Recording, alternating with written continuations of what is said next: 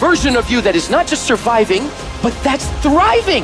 A version of you that doesn't run from challenges like most people do, but instead steps toward them and says, bring it on. That version of you knows that every setback is a setup for a comeback. We all feel broken inside at times. That's a part of being a human being. But the difference is, do you give up or do you get up? Do you give in to the pain and the hardship, or do you decide, I will not allow that? You need to decide right now that I am bigger than this. I can get through this. I'm coming back from this, and I will be better because of it. You're not defined by what breaks you. You're defined by how you rebuild yourself. So stand tall, even if you're standing on broken pieces, and tell yourself that no matter how hard things are or how hard things get, I will never give up. I'm not done yet. I'll come back stronger. This is not your whole story. Every battle, every scar is preparing you for something bigger, something greater. Whatever you do, don't lose your head. Pull your feelings out of it. Pull your insecurities out of it, your vulnerabilities, and stand on what you know. Yes, the road's been bumpy. Yes, the road's been tough. Yes, the road's been difficult. Yes, you've shed some tears. And yes, you've endured some pain. But it is the bumpy road to better. You can't get to better without pain. You can't get to better without tears. There is no pill you can take. There is no simple solution. It is the bumpiness of the road that leads you to better.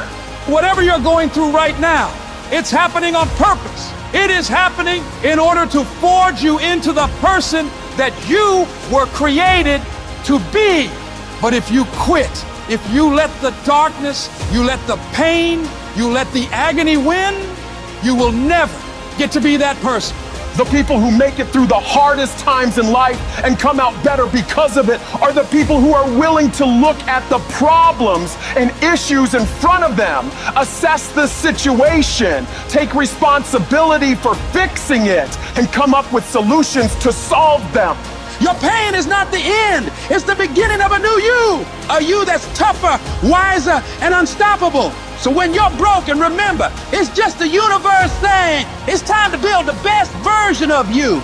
Embrace it, fight through it, and emerge victorious. Because what doesn't kill you truly does make you stronger. It doesn't mean that you'll always get it right. You'll fail over and over and over again, more times than you can count. What it does mean, though, is that when things don't work out, when you fall flat on your face and you're embarrassed and you feel like breaking down crying and everything goes wrong, you pick yourself up, you get yourself back on track, you wipe away your tears and forget about all the mistakes you've made, and you find a way to move forward. Is it easy? Absolutely not. It takes everything in you to do this. Your internal voice will be telling you to stop, to give up. So you got to force your mind and your feelings to cooperate with the goals you set in motion. Staying focused on making a way for this thing to work, come hell or high water. If you keep that mindset locked in your brain and don't allow outside forces to mess with you and your goals, you will find a way. If you're tired of starting over, stop quitting! If your life at times feels like, looks like labor, you are doing it right! Keep on pushing. I'm telling you what, there is breakthrough coming, and when you're holding your prize, the pain and the suffering will pale in comparison. Don't give up! It will be worth it! Life is 10% what happens to you, 90% how you react. And I'm telling you, the way to ignite the dream is you gotta shut out every single thing, and you gotta believe I am the greatest. If you're willing to fight your way through cancer, fight your way through that academic struggle, fight your way through that divorce, fight your way through whatever comes up against you, on the other side is a better life. Don't let this negative world get you. Don't let it win.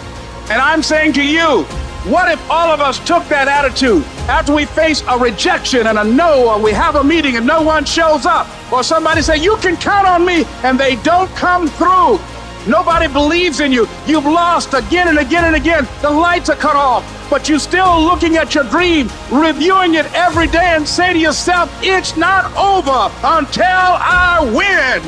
See, what you become in the process is more important than the dream. That's far more important. the kind of person you become, the character that you build, the courage that you develop, the faith that you're manifesting. Oh, it's just something that you get up in the morning, you look yourself in the mirror, you're a different kind of person. You walk with a different kind of spirit. When people know that you know what life is, that you have embraced life. You knew it was hard, but you did it hard.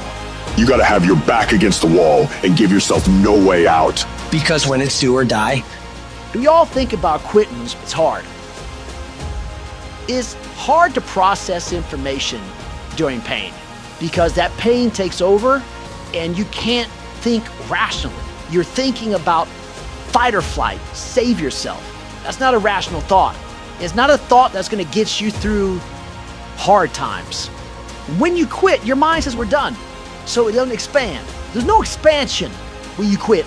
You will not find toughness in a comfortable environment. The only way you find it is to drown yourself in a position where you're just out of sorts, where you can't swim and you're drowning. You're drowned in life.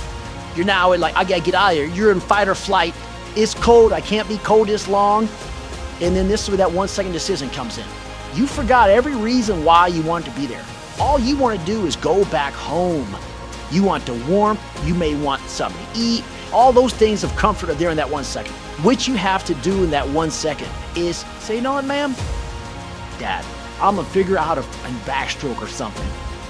It's about gaining control of your mind, putting things back in the proper perspective, and then saying, I really do want to be here. I'm going to have a bunch of these 1 seconds, and I have to learn to control these. Because if I fail one of these 1 seconds, I will not be a doctor, I will not be a lawyer, I will not be whatever the fuck it is. When you say, fuck you, this sucks, I'm drowning, I'm miserable, I'm suffering, I'm broken, but I'm not going anywhere. What happens to your mind is says, he's not leaving. So we got to expand.